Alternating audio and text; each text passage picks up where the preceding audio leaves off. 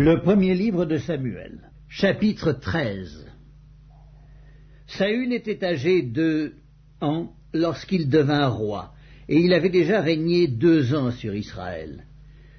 Saül choisit 3000 hommes d'Israël, 2000 étaient avec lui, à Michmash et sur la montagne de Béthel, et 1000 étaient avec Jonathan, à Gibéa de Benjamin.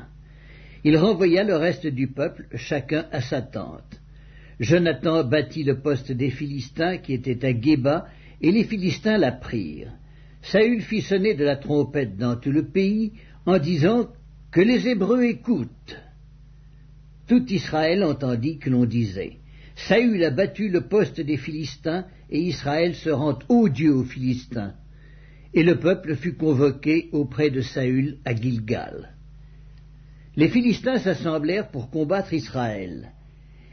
Ils avaient 1000 chars et 6000 cavaliers, et ce peuple était innombrable comme le sable qui est sur le bord de la mer. Ils vinrent camper à Michmash, à l'orient de Beth-aven. Les hommes d'Israël se virent à l'extrémité, car ils étaient serrés de près, et ils se cachèrent dans les cavernes, dans les buissons, dans les rochers, dans les tours et dans les citernes. Il y eut aussi des Hébreux qui passèrent le Jourdain pour aller au pays de Gad et de Galaad. Saül était encore à Gilgal, et tout le peuple qui se trouvait auprès de lui tremblait. Il attendit 7 jours, selon le terme fixé par Samuel. Mais Samuel n'arrivait pas à Gilgal, et le peuple se dispersait loin de Saül. Alors Saül dit « Amenez-moi l'holocauste et les sacrifices d'action de grâce. » Et il offrit l'holocauste. Et comme il achevait d'offrir l'holocauste, voici, Samuel arriva, et Saül sortit au-devant de lui pour le saluer. Samuel dit, « Qu'as-tu fait » Saül répondit, « Lorsque j'ai vu que le peuple se dispersait loin de moi, que tu n'arrivais pas au terme fixé, et que les Philistins étaient assemblés à Michmash, je me suis dit, les Philistins vont descendre contre moi à Gilgal, et je n'ai pas imploré l'Éternel.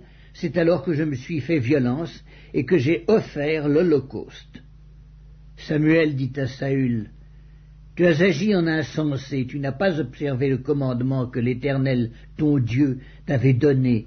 L'Éternel aurait affermi pour toujours ton règne sur Israël, et maintenant ton règne ne durera point.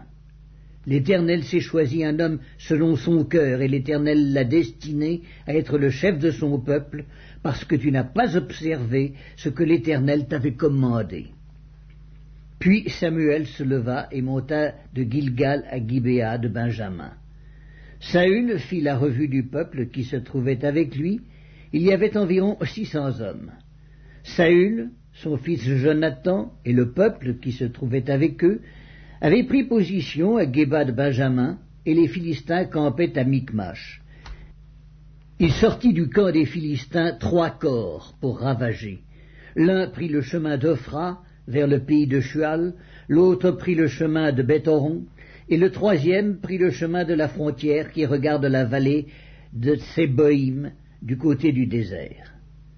On ne trouvait point de forgerons dans tout le pays d'Israël, car les Philistins avaient dit « Empêchons les Hébreux de fabriquer des épées ou des lances. » Et chaque homme en Israël descendait chez les Philistins pour aiguiser son soc, son hoyau, sa hache et sa bêche, quand le tranchant des bêches, des hoyaux, des tridents et des haches était émoussé, et pour redresser les aiguillons. Il arriva qu'au jour du combat, il ne se trouvait ni épée ni lance entre les mains de tout le peuple, qui était avec Saül et Jonathan. Il ne s'en trouvait qu'auprès de Saül et de Jonathan son fils.